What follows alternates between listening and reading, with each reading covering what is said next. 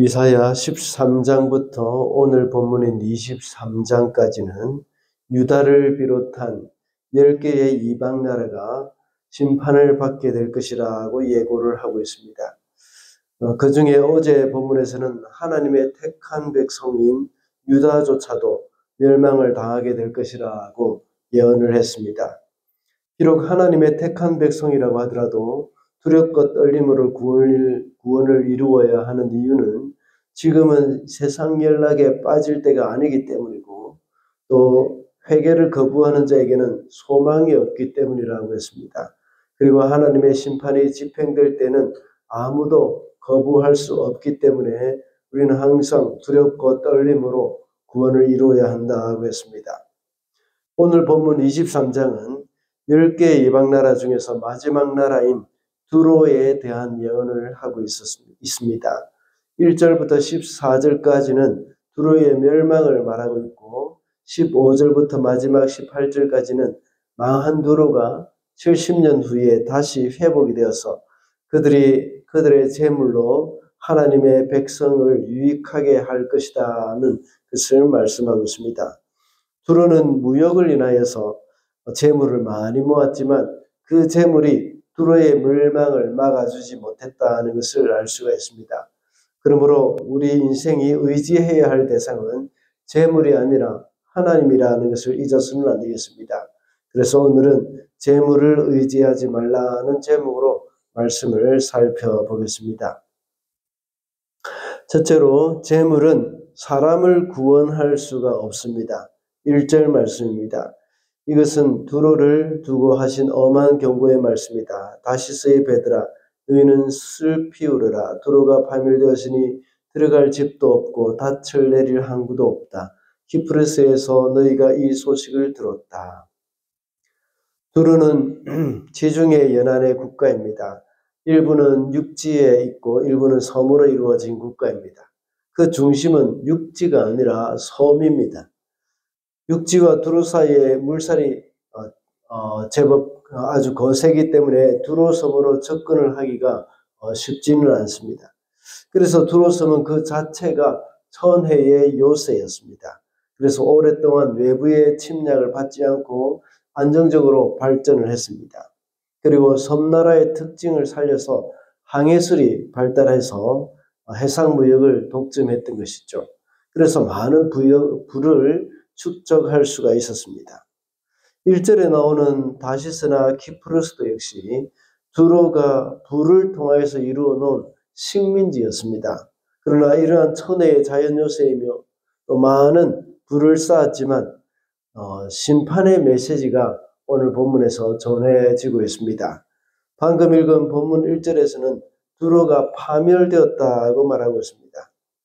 그들이 쌓아 올렸고 자랑하던 부가 있었지만 그들의 파멸을 막을 수가 없었습니다. 두로는 천혜의 요새와 엄청난 부가 있었지만 결국은 망하고 말았습니다. 주님이 다시 오실 때 우리를 구원하여 하나님의 자녀가 되는 것은 돈이나 세상의 조건으로 되는 것이 아님을 우리에게 보여주고 있는 것입니다. 주일 학기 때부터 우리가 부른 노래가 있죠. 돈으로도 못 가요. 하나님 나라라고 수없이 불렀습니다. 그만큼 사람들은 우리 영혼의 구원의 문제를 재물이나 외부 조건으로 해결해 보려고 하는 사람들이 많기 때문입니다. 심지어 그리스도인이라고 하는 사람들조차도 이런 착각에 빠질 때가 많이 있습니다. 인생의 문제를 하나님께 들고 나가기보다는 자신이 가진 물질이나 명예 또는 권력으로 해결하려는 그런 시도는 참으로 어리석은 것이라는 것을 우리는 기억을 해야 하겠습니다. 둘째로, 재물이 사람으로 하여금 교만하게 합니다. 9절 말씀입니다. 그 일을 계획하신 분은 만군의 주님이시다. 온갖 영화를 누리며 어수되던 교만한 자들을 비천하게 만드시고 이 세상에서 유명하다는 자들을 보잘것없이 만드시려고 이런 계획을 세우셨다. 9절의 말씀은 8절의 말씀에 대한 대답입니다.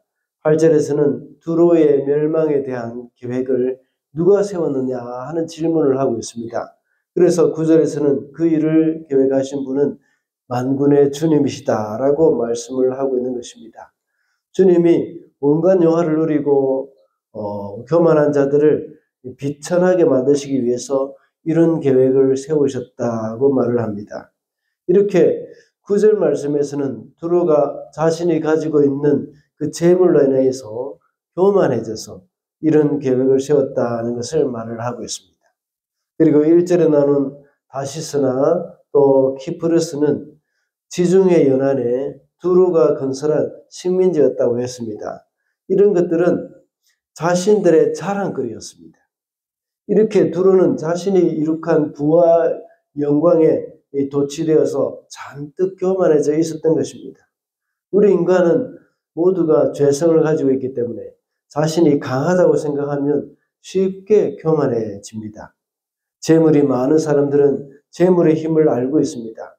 그래서 힘을 소유하고 있기 때문에 그 재물을 의지하고 교만하기가 쉽습니다. 힘을 소유한다는 것은 언젠가는 자신이 그 힘을 나타내고자 하는 그러한 마음이 있기 때문에 항상 마음이 높아져 있습니다. 그래서 예수님께서도 칼을 쓰는 자는 칼로 망한다고 했습니다.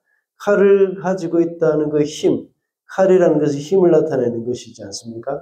그 칼을 가지고 있다는 것은 언제든지 그것을 쓸 준비가 되어 있다는 것이죠. 그리고 나중에 그것으로 인해서 교만함으로 인해서 망하게 되는 것입니다. 많은 사람들은 자신이 벌어서 모은 돈, 자신이 가진 돈으로 다른 사람들을 돕고 선교를 한다고 생각을 합니다. 그래서 때로는 그 사람을 도와야 할지 또는 그 선교사를 돕지 말아야 할지도 자신이 판단을 하다 보면 쉽게 교만해질 수 있습니다. 예레미야 9장 23절에서는 지혜로운 자는 그 지혜를 자랑하지 말라. 용사는 그 용맹을 자랑하지 말라. 부자는 그 부함을 자랑하지 말라고 말을 합니다. 그리고 하나님을 자랑하라고 했습니다. 우리 안에 하나님 외에 세상 것을 자랑하고 싶은 마음이 있다면, 지혜 이것을 자랑하고 싶은 마음이 있다면, 또 용맹을 자랑하고 싶은 마음이 있다면, 부를 자랑하고 싶은 마음이 있다면 이미 그 안에 교만이 싹 트고 있다는 증거입니다. 그리고 그것이 우리의 우상이 될 수 있는 가능성이 매우 높습니다. 그러다 보면 결국은 파멸의 길로 가게 되어 있고 그것으로 인해서 수치를 당할 수 있다는 것을 명심해야 합니다. 우리에게 자랑할 만한 것이 있다면 그것을 가지고 교만하기보다는 그것을 허락하신 하나님께 감사하는 마음이 있어야 합니다. 그리고 그것을 혼자 누리기보다는 다른 사람들과 더불어 나누며 다른 사람을 도우며 하나님께 영광을 돌려야 하는 겁니다. 그렇게 함으로 인해서 하나님과 다른 사람 앞에서 우리가 겸손할 수 있다는 것이죠. 마지막으로 재물이 참된 평안을 보장해 주지 못합니다. 12절 말씀입니다.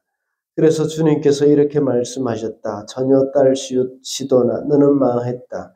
내가 다시는 우쭐대지 못할 것이다. 일어나서 키프루스로 건너가 보아라. 그러나 거기에서도 내가 평안을 하지 못할 것이다. 두로의 요새 시돈이 망하게 된다는 것을 말하고 있습니다. 망했다는 말은 부귀영화를 누리지 못할 것이라는 말이죠.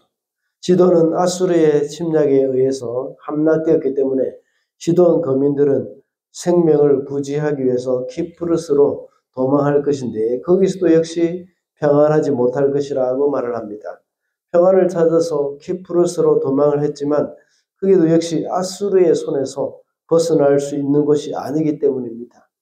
그들은 모아놓은 재물만 있으면 어디서든지 평안하게 살 수 있을 것이라고 생각하고 재물을 열심히 모았던 사람들입니다. 그러나 아수르의 침략으로 부귀영화가 쓸데없게 되었다는 것이죠. 그들은 시돈에서도 평안을 누리지 못했고 또 시돈을 피해서 키프로스까지 갔지만 거기서도 역시 평안을 누리지 못했습니다. 재물을 포함한 좋은 조건이 참된 평안을 보장해 줄 수 있는 것은 아니라는 것을 여기서 알게 해줍니다. 세상의 가치 기준은 우리에게 일시적인 평안과 풍요로움을 가져다 줄 수는 있지만 그것이 우리에게 참된 평안을 줄 수는 없습니다. 이런 재물로 인하여서 평안과 풍요로움을 누리고 있을 때 그것으로 인하여서 하나님을 잊어버리지 않도록 우리는 각별히 조심해야 합니다. 우리는 돈으로 평안을 살 수도 없고 만들 수도 없습니다. 많은 재물도 하나님이 불어버리시면 한순간에 사라져버린다는 사실을 우리는 알아야 합니다. 그러므로 우리는 재물을 의지하지 말아야 하겠습니다.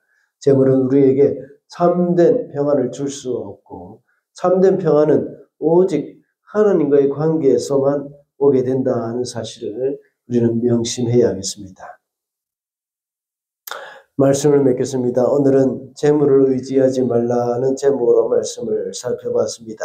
재물은 사람을 구원할 수 없다고 했고 사람으로 하여금 교만하게 만든다고 했습니다. 그리고 재물이 우리에게 참된 평안을 보장해 주지 않는다고 했습니다. 오늘도 물질을 의지하기보다는 그 물질을 주신 하나님을 의지하면서 살아가는 저와 여러분이 되시기를 바랍니다.